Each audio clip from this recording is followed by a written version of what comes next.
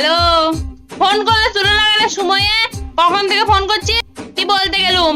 তুমি যে কালকে আমাকে রাত 2:30টা অব্দি জাগিয়ে রাখলে, দিয়ে বললে যে কথা বলো নাইলে এই করবো ওই করবো। তুমি জানো মা আমাকে সকালে উঠে কত কথা শোনাইছে।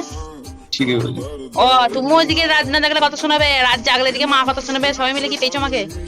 ছাগল। কি পেয়েছো? ছাগল। আমি ছাগল? মা মারছে আমাকে, সকালে কত কথা শোনাইছে, আবার মারছে। দেখো তোমার সামনে আমার গায়ে হাত দিচ্ছে।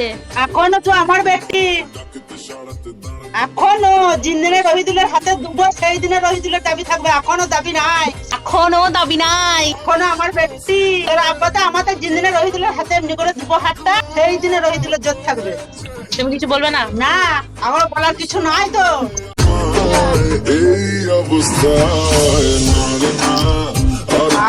তো এখন বলার কিছু নাই।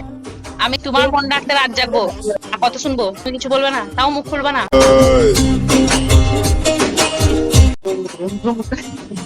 অত্যাচার করছে আমার উপর।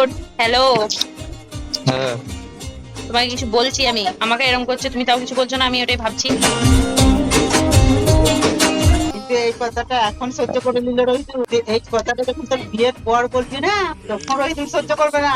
হাতটি ধরে চট করে টেনে নিয়ে চলে যাবে। দূর, এই কথা কি বলবে এখনো? এই কথা শোনার লেগে তোকে এইখানে রাখবো?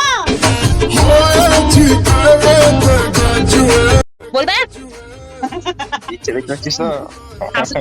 আমার শাশুড়ি কেমন করে বলছে দেখতে পেয়েছি তা। তুমি কি করবে তাইলে?